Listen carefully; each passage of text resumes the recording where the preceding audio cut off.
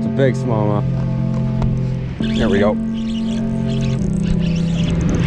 Hey guys, welcome back to Cody B Fishing, and today I want to go through with you guys how I like to attack the wintertime months when that water temp really starts to shoot down, fish start to get pretty lethargic. You might only be getting a couple bites in the day, but they might be some really big ones.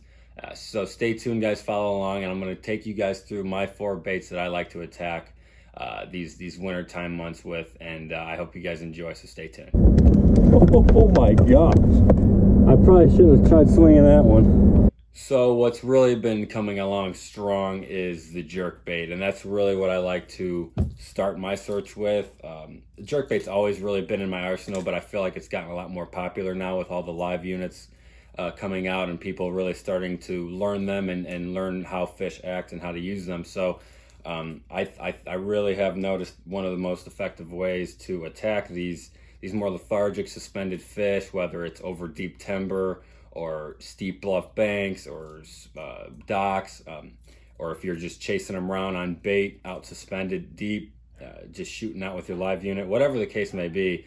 A jerkbait is really a good way to start your search when that water temp is low 50s to high 30s. Anywhere in that window, I really like to use a jerkbait. And color does matter. You want it to be natural, but when that water temp really starts to cool down, your cadence becomes more and more important.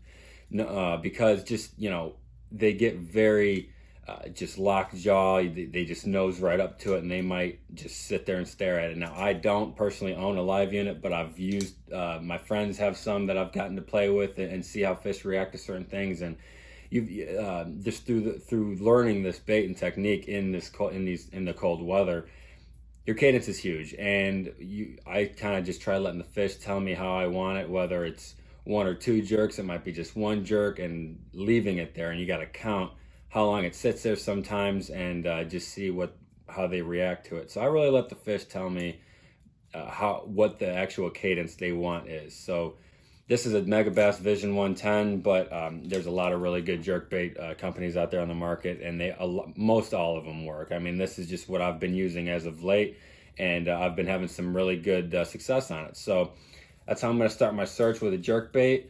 You might need to go to some deeper ones. It all depends on how deep you're fishing and what exactly you are fishing. So let the fish kind of tell you what's going on, and pay really close attention to that cadence, guys. Next bait I'm going to go with is going to be a Kitech swim bait on like a 1/4 ounce or 3/8 ounce jig head.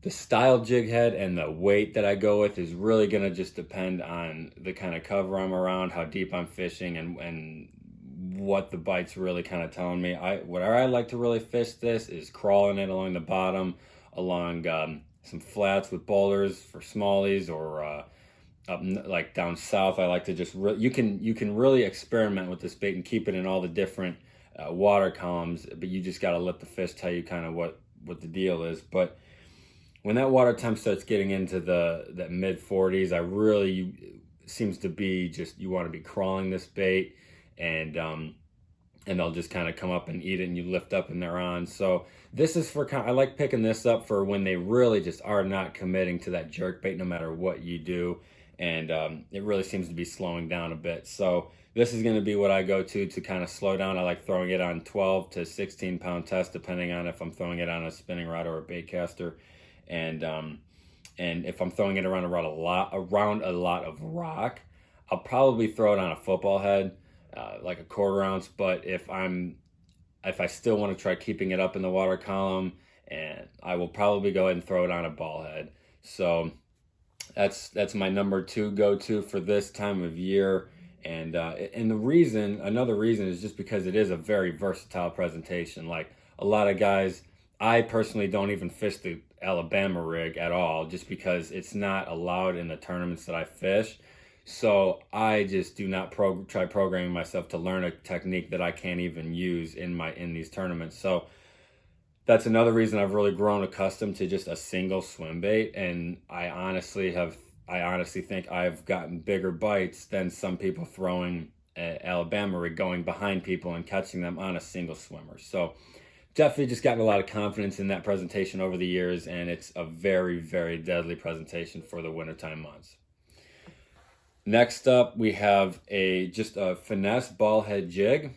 This is the tightrope jig here, Firework Jig, and this is a 1/4 ounce. I got a little Zoom Chunk Junior on the back of there, and this is a very, very versatile jig as well. You can get it up, it comes through brush really well, seawalls, any kind of junk fishing you want to be doing, because there's going to be some times where you're just going to have to junk fish around, and this is what I really like to attack that with, where you can't really get a read on if they're on bait or crawfish, and the lake you're on that day, they might be on crawfish that one day. So, and you got to really, just like the swim bait, you really, really got to just slow down and crawl this thing along. So I've had some really big bites, especially out of like brush with this thing. It pops right through it, and they just seem to eat this thing up like little candy. So I really like this thing, and where it's really excelled that I've noticed is the low, when that water temp gets into the low 40s,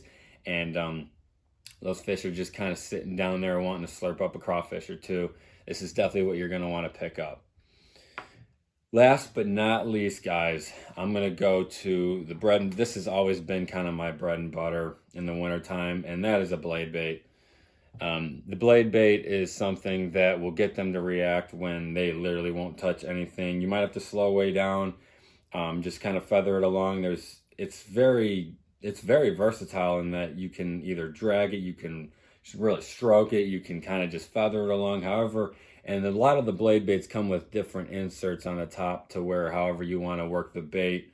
There's like 3 different holes you can put the snap that you tie the bait to, and all 3 of them holes have a different purpose. But where I really want to be using this thing is when it's mid 40s or lower, and you've thrown the jerkbait over them, you've crawled that swim bait across the room, you've kind of hopped that jig across them a couple times, but and it's just nothing else seems to be working. This always seems to trigger some fish, and I've caught a lot of largemouth on it, I've caught a lot of smallmouth, but gold is kind of my staple as well. It's just something with the way it vibrates and the way that gold kind of, the imitation it gives off in the water. It's just a dying bait fish that's just kind of sitting there, and you wiggle it across some rocks or whatever it may be.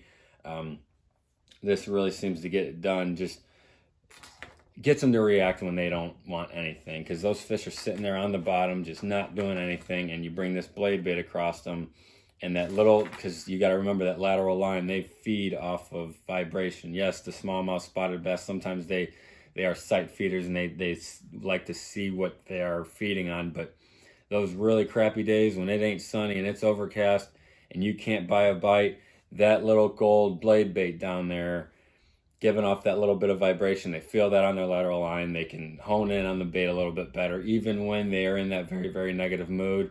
And you can pick up a couple fish, and a couple really big fish. So I hope you guys enjoyed, and I hope this helps you attack the winter months. And all 4 of these baits will work pretty much anywhere in the country. So thanks for watching, guys. Please subscribe, and I'll see you next time.